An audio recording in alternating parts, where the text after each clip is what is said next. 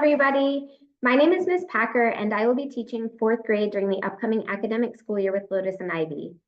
While I do love all of the grades of the Waldorf grade school journey, I can honestly say that there is something particularly magical and exciting that happens during the fourth grade year.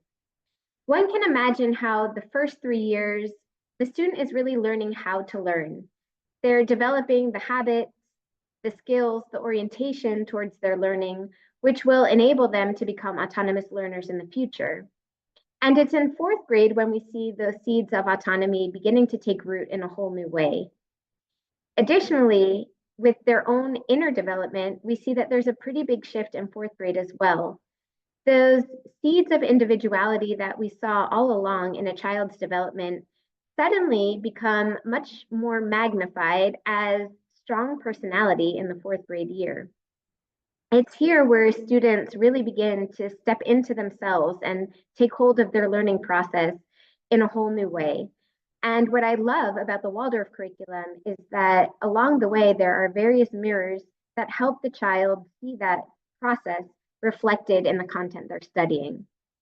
One could say the crowning jewel of the contents are the stories that come through Norse mythology in the fourth grade year. These stories are particularly exciting for the students because that element of personality is highly exaggerated.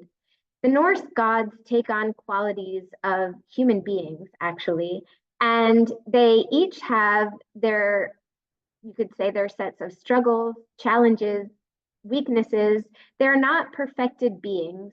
And in fact, they're not even immortal beings like some of the other stories that students have grown accustomed to in the earlier years.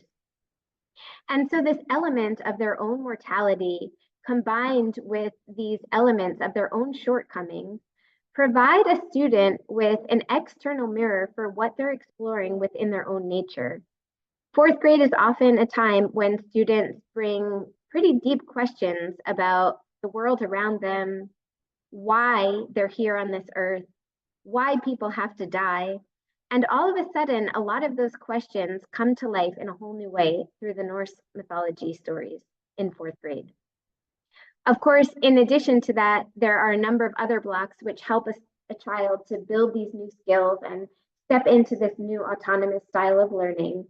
And we see that when a child, for example, is able to begin to explore their local geography by zooming out, you can say, and beginning to imagine this bird's eye view of where they're living, starting with the area that's most familiar to them, perhaps their room or their house, and gradually extending out in, you could imagine, concentric circles to explore their neighborhood, their town, their state. And with this beautiful combination of students from all over the world, actually, in Lotus and Ivy, students can then even begin to see how their own concentric circles relate, connect, and even differ from those concentric circles of their classmates around the world. Along with local geography, students begin to explore science in a whole new way with the first blocks of man and animal, where students now can begin to explore the animal kingdom, not only as a unique and exciting learning opportunity in and of itself, but also as an avenue to learn more about the human being and what makes the human being unique compared to the other animals who roam the world around us.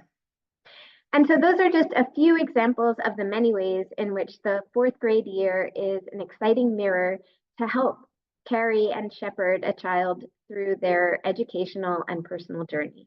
I look forward to working with all of you.